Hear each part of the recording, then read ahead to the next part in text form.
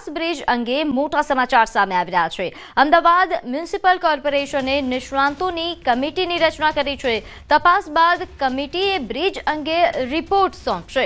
5 દિવસ કમિટી અલગ અલગ ટેકનિકલ એક્સપર્ટ પાસેથી રિપોર્ટ માંગશે। બ્રિજના બે સ્લેબને જોડતા ભાગમાં તિરાડ પડી છે। આ તિરાડના પગલે બ્રિજનો એક ભાગ બેસી ગયો છે। બ્રિજના કુલ 72 મીટર લાંબા સ્પાનમાં ખામી ઊભી થઈ છે। 72 મીટરમાંથી 18 મીટરના એક સ્પાનમાં તિરાડ છે, તો બ્રિજના ભાગમાં પડેલી તિરાડ ઉપરથી નીચે સુધી પહોંચી હોય તેવા પ્રકારની સૂત્રો દ્વારા માહિતી પ્રાપ્ત થઈ રહી છે। તિરાડના પગલે બ્રિજનો ભાગ 2 ઇંચ નીચે દબાયો છે। તિરાડવાળો સ્પાન એ રિપેરિંગ કરવો કે નહીં કે નવો બનાવવો તે અંતે એક્સપર્ટ્સ પાસેથી રિપોર્ટ આ અંગે મંગાવવામાં આવશે।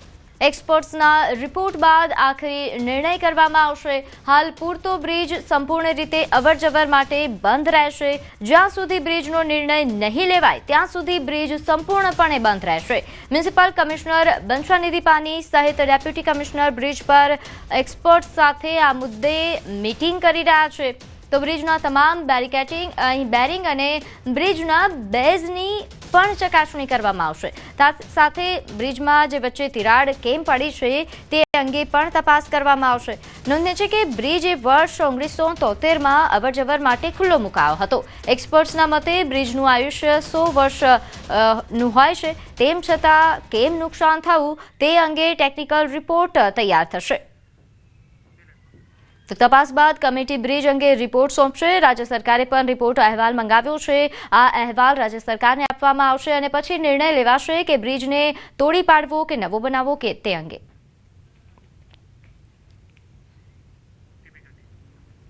તો સુભાષ બ્રિજ અંગે ન્યૂઝ 18 ગુજરાતી પર મોટી ખબર।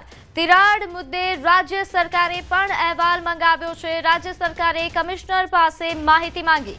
રિપોર્ટ આવ્યા બાદ રાજ્ય સરકારને જાણ કરાશે। આખરી નિર્ણય રાજ્ય સરકાર કરશે। બ્રિજ તોડવો કે રિપેર કરવો તે અંગેનો આખરી નિર્ણય હવે સરકાર કરશે।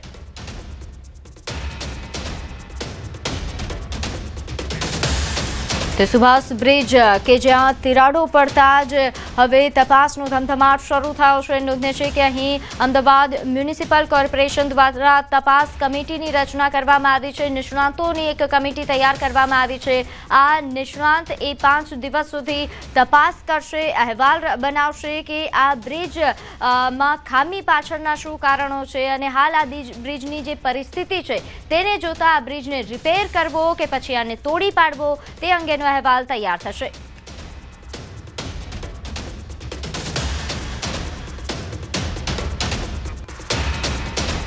સ્પાનની અંદર ખામી જોવા મળી, વાઇબ્રેશન આવ્યા અને તિરાડ પણ જોવા મળી। એના અનુસંધાને ગઈકાલે સાંજે 5 વાગે અમારા બ્રિજ ડિપાર્ટમેન્ટ કમિશનરશ્રી એની મુલાકાત લીધી છે અને આગળ કોઈ મોટી દુર્ઘટના ન થાય એટલા માટે એને 5 દિવસ માટે બંધ કરવામાં આવ્યો છે।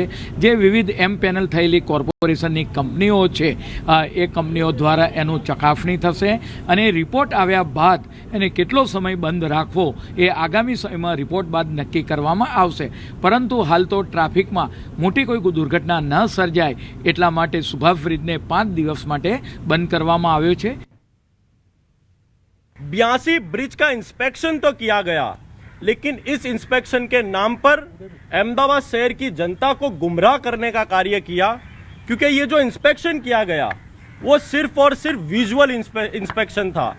यानी कि अहमदाबाद म्युनिसिपल कॉरपोरेशन के अधिकारी पेन और पेपर लेकर सभी ब्रिज पर गए, आंखों देखा हाल, रोड की मरम्मत, कलर ठीक है या नहीं है, रेलिंग ठीक है या नहीं है, ऐसे विजुअल इंस्पेक्शन पेपर में बनाकर अहमदाबाद शहर की जनता को गुमराह किया। અમદાવાદનો મુખ્ય બ્રિજ એટલે કે સુભાષ બ્રિજ અને આ સુભાષ બ્રિજ છે ગઈ સાંજે એક તરફનો ભાગ છે તે બેસી ગયો અને ત્યારબાદ જે બ્રિજ છે તેને બંધ કરી દેવામાં આવ્યો છે। લોકોની અવરજવર માટે, વાહનોની અવરજવર કરવા માટે આ બ્રિજને અત્યારે બંધ કરી દેવામાં આવ્યો છે અને હવે અમદાવાદ મ્યુનિસિપલ કોર્પોરેશનની ટીમ દ્વારા પણ આરએનબીની ટીમ દ્વારા આ સર્વે કરવામાં કરવામાં આવશે કે આ જે ભાગ બેસી ગયો છે તે ભાગનું કેટલું સમારકામ કરવું જોશે, પરંતુ જ્યારે ગંભીરા બ્રિજ તૂટ્યો અને ત્યારે રાજ્યભરના જે તમામ બ્રિજો હતા તેનું ફિટનેસ ચેક કરવામાં આવ્યું હતું અને ફિટનેસમાં પણ ઓકે જ રહ્યો હતો આ સુભાષ બ્રિજ, પરંતુ અત્યારે જે રીતે જોઈ શકો છો કે અચાનક જ આ એક તરફનો ભાગ છે તે બેસી જવામાં આવ્યો છે. ખાસ કરીને સમયાંતરે છે સમારકામ પણ થતું હોય છે, પરંતુ આ બ્રિજમાં એક પછી એક બ્રિજમાં જોવા મળી રહ્યું છે કે ક્યાંક ને ક્યાંક ખામીઓ સર્જાઈ રહી છે.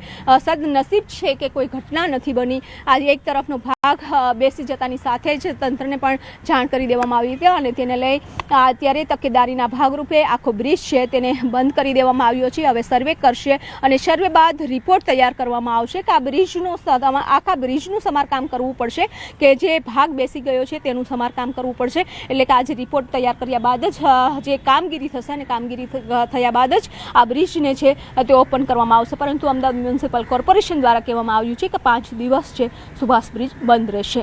કેમેરામેન પ્રકાશ દેસાઈ સાથે વિભુ પટેલ, ન્યૂઝ 18 ગુજરાતી, અમદાવાદ.